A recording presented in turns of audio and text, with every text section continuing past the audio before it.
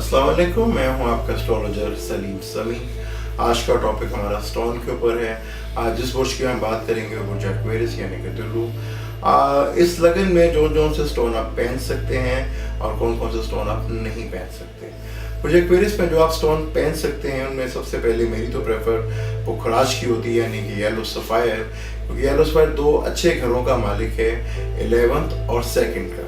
Jupiter इस घर में दो अच्छे घरों का मालिक होता है, जो आज की दुनिया में कौन नहीं चाहता कि उसको हर तरफ से बेनिफिट्स मिले, फैमिली का सुख मिले, फाइनेंशियली मैटर बेहतर हो और वो जो बोले उससे उसको फ़ायदा हासिल हो। तो इस लगन में सबसे पहली प्रेफर तो मैं पुखराज को करता हूँ, और जो दूसरे स्टोन इसके साथ आप पहन सकते हैं वो है नीलम, एमरल्ड, डायमंड और ओपल। ये चारों स्टोन आप इसमें पहन सकते हैं।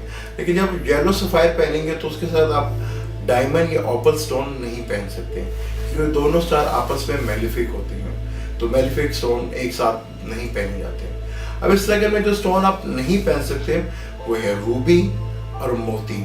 ये दोनों स्टार्स इस कुंडली में मेलिफिक होते हैं और मेलिफिक के स्टोन आप नहीं पहन सकते। इस लगन में देखा कि आप 4 स्टोन जो है वो पहन सकते हैं और 2 स्टोन आप नहीं पहन सकते। इस कुंडली में सबसे ज्यादा जो प्रेफर मेरी जो होती है, मैं पहले भी 2 दफा बता चुका हूँ, वो है येलो सफ़ायर। अब आपने देखना है कि इस आपके लगन में वो जो एक्वेरियस में कौन सा स्टोन आपको ज्यादा जरूरत है, तो उस जो जरूरत जिसकी ज्यादा है आप उसको यूज कर सकते हैं, पहन सकते हैं। मेरे पेज को लाइक कीजिएगा, मेरा पेज है सलीम समी एस्ट्रोलॉजर। कमेंट्स कीजिएगा, मुझे आपके कमेंट्स का इंतजार रहेगा। इंशाअल्लाह ताला नेक्स्ट टॉपिक पे हम बुर्ज हूत पे बात करेंगे। खुदा हाफिज।